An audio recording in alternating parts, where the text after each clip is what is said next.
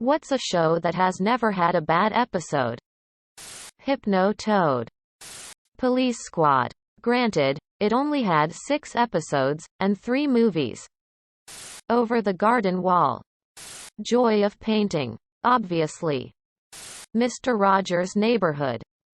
Spaced. What famous quote is really bad if it is said by Hitler? Greater than, all this will not be finished in the first 100 days. Nor will it be finished in the first 1,000 days. Nor even perhaps in our lifetime on this planet. But let us begin. JFK. The more, the merrier. Quote. When you can't make them see the light, make them feel the heat. Those are rookie numbers. The first million is the hardest. It's better to burn out than to fade away. What's the worst candy of all time? Wax lips. Like, what? Palmer chocolate. Tastes nothing like chocolate. Cheap holiday chocolate, you know the kind. 1990 to 2000s babies should remember this. They were the lollipops that looked so pretty. Stars. Bears. Flowers. They were everywhere. Malls. Grocery stores. Pharmacies. Overall the prettiest. The taste? Absolute shit. Jelly Belly made some jelly beans to celebrate Harry Potter that tasted like earwax. Vomit. Etc. They were pretty spot on and quite horrid to experience. Look them up. Those cinnamon bastards that look like butterscotch but it ain't, and now you got a mouthful of fucking thermite that sucks ass. What do women find unattractive in a man? Confidently incorrect. Nothing turns me off more than an unhygienic man. Guys who make up stories to make themselves more attractive. Arrogance. Mocking other men for showing emotions. Arrogance and those who always feel a need to prove something about their manhood. What would you ban? That damn fake X button to close out mobile game ads. 2 ads in a row on YouTube. Telemarketing. Calling someone you don't know to solicit.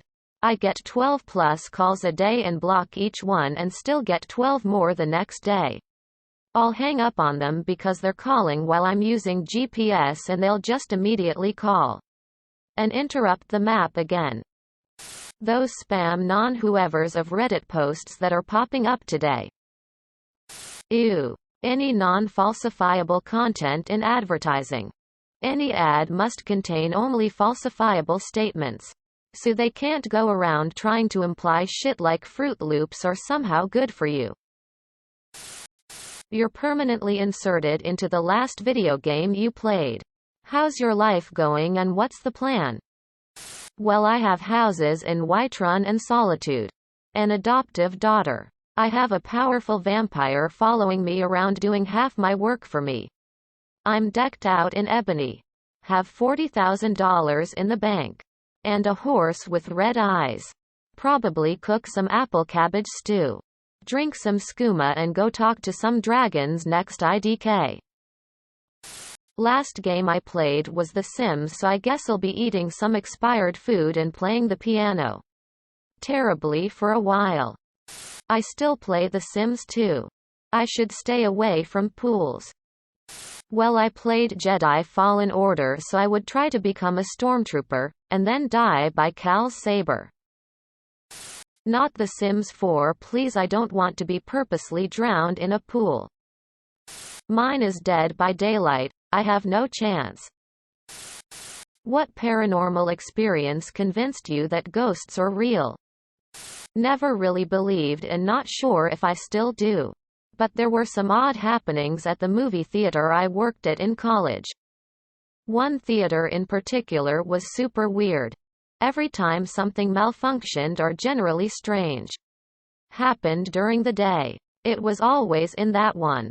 But more importantly, I was cleaning it by myself one morning and it was completely empty, but heard a human-like groan 6 feet in front of me. Heard it again. Same exact voice, sound. A few months later. But this time in the break room, and it was even louder and closer. Cut my break short and ran lol. Then he did shit like slap the popcorn scooper off the machine to the floor. And one time my table was shoved really hard while I was working at it. Nobody was around and nothing could have fallen on it.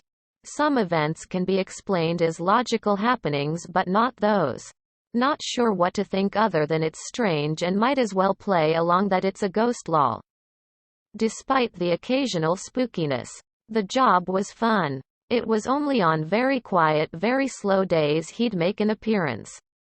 But most days we were busy.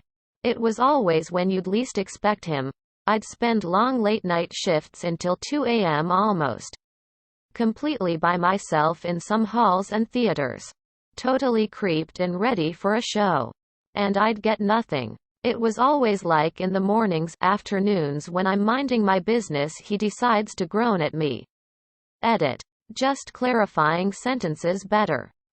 I was camping with my husband and his family at a small, remote lake in our state. Our state, NM, has always had many stories of paranormal activity just about everywhere. Well, on this camping trip, there were about 10 of us off the shore of the lake and one other group of people camping. Maybe like 6 of them. At the next site over off the shore. It was nighttime and both our group and the other were doing typical activities. Making s'mores, having a few drinks, telling stories. When all of a sudden we all heard what sounded like a little girl yelling out for help. The other group of campers asked us if we had any children in the group. We didn't. Neither did they. But we were all positive we were hearing a little girl and decided to search the area we heard the noises from together. Rather quickly we found something. There was a field behind our campsites. And we all saw a very tall, pure white figure standing maybe 100 feet away from us in the field. Making the noises. We all agreed this thing looked maybe 6 feet tall. Skinny. And white as can be. Everyone got quiet. But we were all together still and made our way closer to investigate. Whatever it was that we saw started backing off as we got closer. Until it disappeared beyond some trees. Every single person in both campsites was freaked out by this. And that night while we tried to sleep, we continued to hear those little girl calling for help sounds. It gives me chills to think back on this. Around 1 p.m., me and my brother was at a grocery store and we bumped into one of his friends from high school.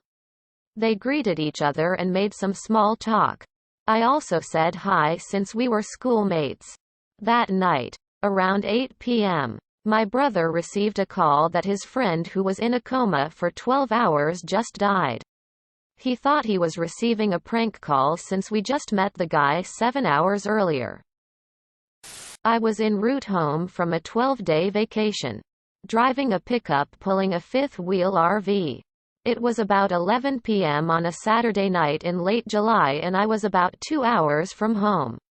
Trying to make it home yet that night.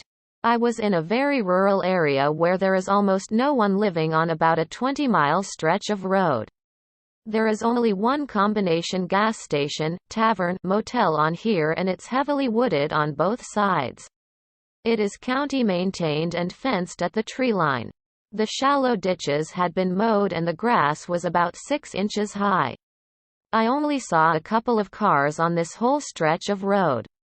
I was going only about 50 miles per hour because it is heavily populated with deer. I saw movement ahead so I immediately slowed more.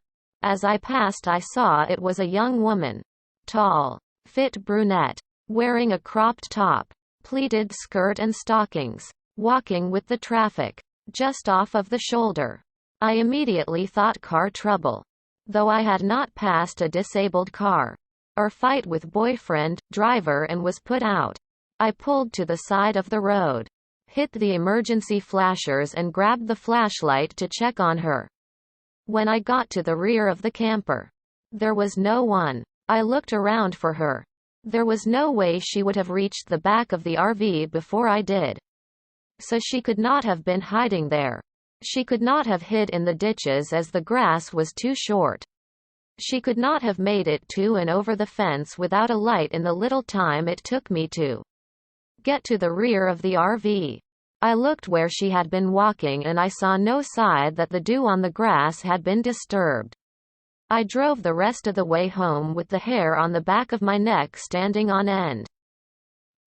When I stayed at my aunt's house for a night, I slept in a room that had all the furniture of my great-grandmother who passed away a few years prior, including the couch I slept on. At night I woke up to the room being freezing cold. Despite no opened windows, doors and the heating unit of the house working very well. Suddenly I heard loud noises in the dark. And when I turned on the light I saw my great-grandma's old sewing machine working on its own, before it very slowly stopped and ceased movement of its compartments completely. After which I calmed down feeling cozy and fell back asleep. To this day my aunt and parents don't believe me. The day my grandpa died my grandma asked me to stay the night cause she didn't want to be alone. It was a very hard day for everyone, especially her.